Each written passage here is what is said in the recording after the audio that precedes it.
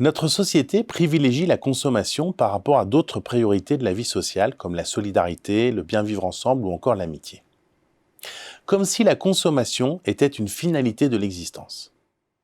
Or, s'il y a bien une chose sur laquelle tout le monde s'accorde aujourd'hui, c'est que le fonctionnement d'une telle société n'est pas compatible avec la prise en compte des objectifs de respect de la planète et des ressources naturelles. La consommation n'a pas seulement la fonction économique à laquelle on la réduit trop souvent. Il faut également prendre en compte sa dimension écologique, mais aussi sa dimension politique, dans la mesure où la consommation affecte la vie de la police, la vie de la cité.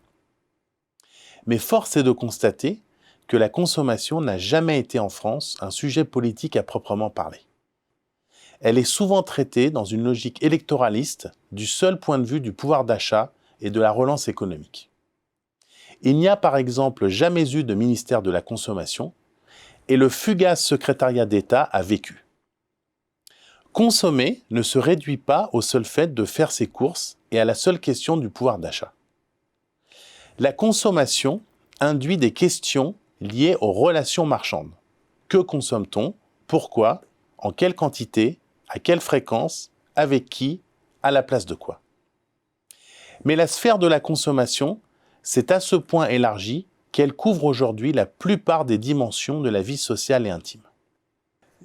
Nous avons tous conscience du fait qu'il faut nécessairement changer de modèle de consommation. Mais sommes-nous pour autant prêts à le faire? Sommes-nous prêts à abandonner une vie confortable, l'accès à tous les biens de façon quasi instantanée et le recours systématique aux soldes? Rien n'est moins sûr. Les discours moralisateurs n'ont que peu d'effet sur les changements de comportement, pas plus d'ailleurs que les discours apocalyptiques. On parle d'éthique de la consommation, mais sommes-nous prêts à abdiquer une certaine forme de confort matériel pour défendre le bien-être des générations futures? Et après tout, pourquoi changerions-nous? En admettant que nous nous comportons de façon rationnelle et que même notre irrationalité est prévisible, et donc en partie rationalisable, n'oublions pas que nous n'agissons pas toujours dans le sens de notre intérêt. La rationalité des individus est souvent remise en cause par ce qu'on appelle l'acrasie, c'est-à-dire le fait de prendre des décisions qui vont à l'encontre de notre propre intérêt. Les Grecs distinguaient l'akrasia, c'est-à-dire l'intempérance et la faculté de succomber aux tentations, et l'ankrateia, c'est-à-dire la tempérance qui s'exprime dans le fait de suivre son meilleur jugement malgré les tentations. Aristote avait déjà compris que le domaine de l'intempérance concerne essentiellement le goût, le toucher, le plaisir et les appétits, c'est-à-dire ce que nous appellerions la consommation.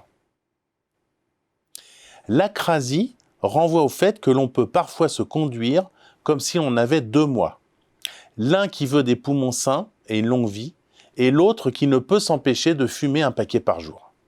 L'un voulant un corps svelte, et l'autre ne pouvant résister à la moindre pâtisserie.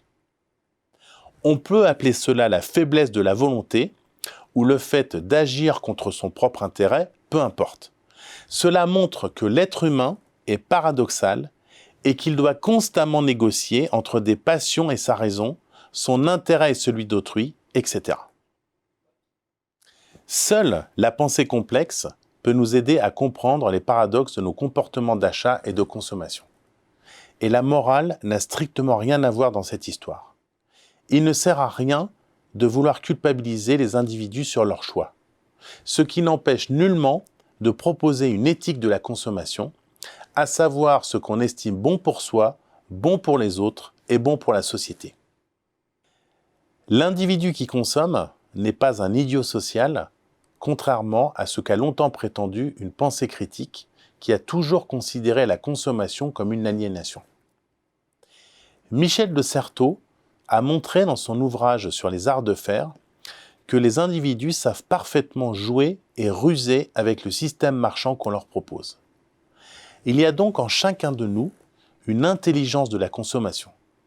C'est en utilisant cette intelligence que nous pourrons prendre conscience de toutes les possibilités de vivre, de découvrir, de partager que nous permet la consommation.